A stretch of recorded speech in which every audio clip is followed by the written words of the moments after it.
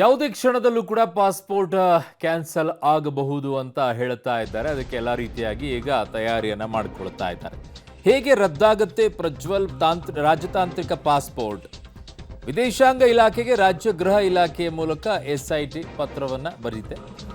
ಹಿಂದೆ CM ಪತ್ರಕ್ಕೆ court ಆದೇಶ ಬೇಕು ಅಂತ ಕೇಂದ್ರ ಗೃಹ ಇಲಾಖೆ ಹೇಳಿತ್ತು. ಅವಾಗ ಕೋರ್ಟ್ನಿಂದ ಅರೆಸ್ಟ್ ವಾರೆಂಟ್ ಪಡೆದು ಪುನಃ ಪತ್ರವನ್ನ SIT ಈಗ ಬರೆದಿದೆ. ಹಾಗಾಗಿ ಪಾಸ್ಪೋರ್ಟ್ ರದ್ದು ಪ್ರಕ್ರಿಯೆ ಆರಂಭಿಸಿದೆ ಈಗ ವಿದೇಶಾಂಗ ಇಲಾಖೆ. ಹೇಗೆ ರದ್ದಾಗುತ್ತೆ ಪ್ರಜ್ವಲ್ ಪಾಸ್ಪೋರ್ಟ್? ಸಾಮಾನ್ಯವಾಗಿ ಪ್ರಜ್ವಲ್ ಅಷ್ಟೇ ಅಲ್ಲ, ಹೇಗೆ ಉಳಿದಂಥವ್ರದ್ದು ರದ್ದಾಗೋದಾದರೆ ಸಂಸದರದ್ದೆಲ್ಲ ವಿದೇಶಾಂಗ ಇಲಾಖೆ ಅಡಿ ಬರುತ್ತೆ passport authority of India.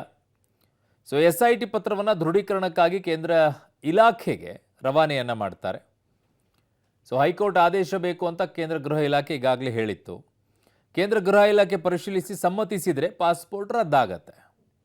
Prajwal ರಾಜತಾಂತ್ರಿಕ ಪಾಸ್ಪೋರ್ಟ್ ರದ್ದು ಮಾಡಲಿದೆ ವಿದೇಶಾಂಗ ಇಲಾಖೆ. ಪಾಸ್ಪೋರ್ಟ್ ರದ್ದಾಗಿರುವ ಮಾಹಿತಿ ಎಲ್ಲ ದೇಶಗಳ ಇಮಿಗ್ರೇಷನ್ಗೆ ರವಾನೆ ಆಗುತ್ತೆ. ಭಾಳ ಇಂಪಾರ್ಟೆಂಟ್ ಇದು. ಹೀಗಾಗಿ ಪ್ರಜ್ವಲ್ ರೇವಣ್ಣ ವಾಪಸ್ ಬರಲೇಬೇಕಾದಂತಹ ಅನಿವಾರ್ಯತೆ ಸೃಷ್ಟಿಯಾಗತ್ತೆ. ಇಲ್ಲವೇ ಐಡೆಂಟಿಟಿ ಬದಲಾಯಿಸಿ ತಲೆಮರೆಸಿಕೊಂಡು ಓಡಾಡಬೇಕಾಗತ್ತೆ. ಹೊಸದಾದಂಥ ಐಡೆಂಟಿಟಿಯನ್ನೇ ಪಡ್ಕೊಳ್ಬೇಕಾಗತ್ತೆ. ಅದು ಸಾಧ್ಯ ಇದೆಯಾ ಇಲ್ವಾ ಗೊತ್ತಿಲ್ಲ ಈಗ ಸದ್ಯಕ್ಕೆ. ಕಾರಣ ಇವತ್ತೆಲ್ಲ ನಾಳೆ ಬರಲೇಬೇಕು, ಬಟ್ ಯಾವಾಗ ಅನ್ನುವಂಥದ್ದು ಮುಖ್ಯ.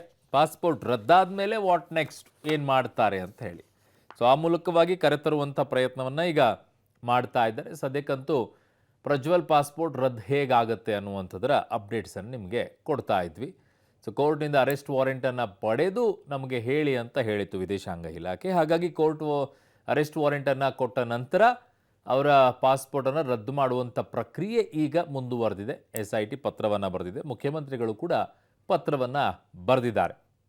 ಸದ್ಯಕ್ಕೆ ಈಗ ಅವರ ಪಾಸ್ಪೋರ್ಟ್ ರದ್ದಾಗುವಂಥ ಪ್ರಕ್ರಿಯೆ ಆರಂಭವಾಗಿದೆ. ಇದಾದ ನಂತರವೂ ಕೂಡ ಪ್ರಜ್ವಲ್ ಬರ್ತಾರಾ ಬರಲ್ವಾ ಅನ್ನುವಂಥ ಪ್ರಶ್ನೆ ಹಲವು ಕಡೆಗಳಲ್ಲಿ ಎದ್ದೇಳುತ್ತೆ. ಕಾರಣ ಅವರು ಮೂಮೆಂಟ್ ಮಾಡದೇ ಇದ್ರೆ, ಎಲ್ಲೂ ಕೂಡ ಹೋಗದೇ ಇದ್ರೆ, ಅಲ್ಲಿ ಮನೆಗಿನೇನಾದ್ರು ತೊಗೊಂಡಿದ್ರೆ, ಯಾರ್ದೋ ಮನೆಯಲ್ಲಿದ್ದರೆ ಏನೂ ಗೊತ್ತಾಗಲ್ಲ. ಬಟ್ ಹೋಟೆಲ್ಗಳಲ್ಲಿದ್ದರೆ ಗೊತ್ತಾಗುತ್ತೆ ಪಾಸ್ಪೋರ್ಟ್ ಮೂಮೆಂಟ್ಸ್ಗಳು. ಇಲ್ಲ ಫ್ಲೈಟ್ಗಳಲ್ಲಿ ಹತ್ತುವಂಥ ಪರಿಸ್ಥಿತಿ ಬಂದರೆ ಆಗ ಗೊತ್ತಾಗುತ್ತೆ ಪಾಸ್ಪೋರ್ಟ್ ಇಂಥ ವ್ಯಕ್ತಿ ಇಲ್ಲಿದ್ದಾರೆ ಅಂತೇಳಿ.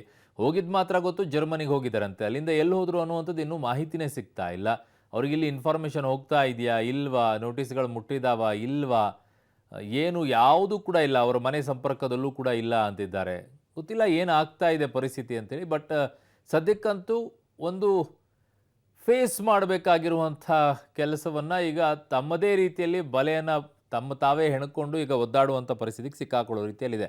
ನನ್ನ ಸಹೋದ್ಯೋಗಿ ನಾಗೇಶ್ ನನ್ನ ಸಂಪರ್ಕಕ್ಕೆ ಸಿಗ್ತಾ ಇದ್ದಾರೆ. ನಾಗೇಶ್, SIT ಅವರ ಗಮನಕ್ಕೆ ಮೊದಲು ಇರಲಿಲ್ವಾ ನೇರವಾಗಿ ಪತ್ರವನ್ನು ಬರೆದು ಪಾಸ್ಪೋರ್ಟನ್ನು ರದ್ದು ಮಾಡಿ ಅಂತ ಕೇಳೋಕೊಳ್ಳೋದು? ಮುಂಚಿತವಾಗಿ ಕೋರ್ಟಿಂದ ಇದಕ್ಕೆ ಅರೆಸ್ಟ್ ವಾರೆಂಟ್ ಬೇಕು ಅನ್ನುವಂಥದ್ದು ಗೊತ್ತಿರಲಿಲ್ವಾ ಅವರಿಗೆ? ಆಮೇಲೆ ವಿದೇಶಾಂಗ ಇಲಾಖೆ ಹೇಳಿದ ನಂತರ ಅರೆಸ್ಟ್ ವಾರೆಂಟನ್ನು ತಗೊಂಡು ಆಮೇಲೆ ಹೇಳಿದ್ರಾ?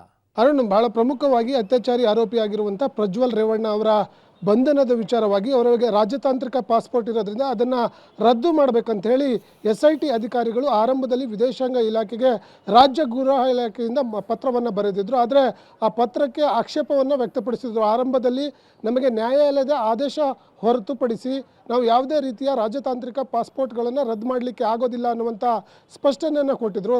ಹಾಗಾಗಿ ಮತ್ತೆ SIT ಅಧಿಕಾರಿಗಳು ನಂತರ ಪ್ರಜ್ವಲ್ ರೇವಣ್ಣ ಅವರ ಅರೆಸ್ಟ್ ವಾರೆಂಟನ್ನು ನ್ಯಾಯಾಲಯದ ಮುಖಾಂತರ ಪಡೆದುಕೊಂಡು ಆ ಪ್ರತಿ ಅಂದರೆ ನ್ಯಾಯಾಲಯದ ಅರೆಸ್ಟ್ ವಾರೆಂಟ್ ಪ್ರತಿಯನ್ನು ಆ ಪತ್ರದ ಜೊತೆಗೆ ಹಾಕಿ ಪತ್ರವನ್ನು ಬರೆದಿದ್ರು. ಅದಾದ ನಂತರ ಈಗ ಪಾಸ್ಪೋರ್ಟ್ ರದ್ದತಿ ಪ್ರಕ್ರಿಯೆಯನ್ನು ವಿದೇಶಾಂಗ ಇಲಾಖೆ ಮಾಡಲಿಕ್ಕೆ ಮುಂದಾಗಿದೆ ಅನ್ನುವಂಥ ಮಾಹಿತಿ ಈಗ ಸದ್ಯಕ್ಕೆ ಅಧಿಕೃತವಾಗಿ ಅಫಿಷಿಯಲ್ ಆಗಿ ಅವರೇ ಹೇಳ್ಕೊಂಡಿರುವಂಥದ್ದು. ಹಾಗಾಗಿ ಅದಾದ ಬಳಿಕ ವಿದೇಶಾಂಗ ಇಲಾಖೆ ರಾಜ್ಯ ಕೇಂದ್ರ ಗೃಹ ಇಲಾಖೆಗೆ ದೃಢಪಡಿಸಿಕೊಳ್ಳಲಿಕ್ಕೆ ಮಾಹಿತಿಯನ್ನು ಕಳಿಸುತ್ತೆ. ರಾಜ್ಯ ಕೇಂದ್ರ ಗೃಹ ಇಲಾಖೆ ಏನಿದೆ ಆ ದೃಢೀಕರಿಸಿರುವಂಥ ಮಾಹಿತಿಯನ್ನು ವಿದೇಶಾಂಗ ಇಲಾಖೆಗೆ ಕಳಿಸಿದ ಬಳಿಕ ಪಾಸ್ಪೋರ್ಟನ್ನು ರದ್ದತಿ ಮಾಡಲಾಗುತ್ತೆ. ಪಾಸ್ಪೋರ್ಟ್ ರದ್ದತಿ ಮಾಡಿದ ಬಳಿಕ ಪ್ರಜ್ವಲ್ ರೇವಣ್ಣ ಅವರ ಪಾಸ್ಪೋರ್ಟ್ ರದ್ದತಿಯಾಗಿರುವ ವಿಚಾರವನ್ನು ಎಲ್ಲ ಇಮಿಗ್ರೇಷನ್ ಸೆಂಟರ್ಗಳಿಗೆ ಮಾಹಿತಿಯನ್ನು ಕೊಡ್ತಾರೆ. ಅದಾದ ನಂತರ ಪ್ರಜ್ವಲ್ ರೇವಣ್ಣ ಅವರು ಯಾವುದೇ ರೀತಿಯ ತಲೆಮರೆಸಿಕೊಂಡು ಅಲ್ಲಿ ಇರಲಿಕ್ಕೆ ಆಗಲ್ಲ, ಭಾರತಕ್ಕೆ ಬರಲೇಬೇಕಾದಂಥ ಅನಿವಾರ್ಯ ನಿರ್ಮಾಣವಾಗುತ್ತೆ ಅನ್ನುವಂಥ ಮಾಹಿತಿ ಈಗ ಸದ್ಯಕ್ಕೆ ಇರುವಂಥದ್ದು. ಹಾಗಾಗಿ ಈಗಾಗಲೇ ಭಾರತೀಯ ವಿದೇಶಾಂಗ ಇಲಾಖೆ ಪಾಸ್ಪೋರ್ಟ್ ಅನ್ನ ರದ್ದತಿ ಮಾಡಲಿಕ್ಕೆ ಎಲ್ಲ ರೀತಿಯ ಪ್ರಕ್ರಿಯೆಗಳನ್ನ ಮಾಡ್ಕೊಳ್ತಾ ಇದೆ ಅನ್ನುವಂಥದ್ದು. ಜೊತೆಗೆ ಆರಂಭದಲ್ಲಿ SIT ಅಧಿಕಾರಿಗಳು ಪತ್ರ ಬರೆಯುವ ಮೂಲಕ ಯಾವುದೇ ರೀತಿಯ ಕೋರ್ಟ್ ಆದೇಶವನ್ನ ಕೊಡದೆ ಪತ್ರವನ್ನು ಬರೆದಿದ್ರಿಂದ ಅವರು ಆಕ್ಷೇಪವನ್ನು ವ್ಯಕ್ತಪಡಿಸಿದ್ರು. ಇದ್ರ ಬಗ್ಗೆ SIT ಅಧಿಕಾರಿಗಳ ಸರಿಯಾದ ಮಾಹಿತಿ ಇಲ್ಲದೆ ಪತ್ರವನ್ನು ಬರೆದಿದ್ರು ಅನ್ನುವಂಥ ಮಾಹಿತಿ ಕೂಡ ಇರುವಂಥದ್ದು. ಅರುಣ್. ಓಕೆ ನಾಗೇಶ್, ನಿಮ್ಮೆಲ್ಲ ಮಾಹಿತಿಗೆ ಧನ್ಯವಾದಗಳು.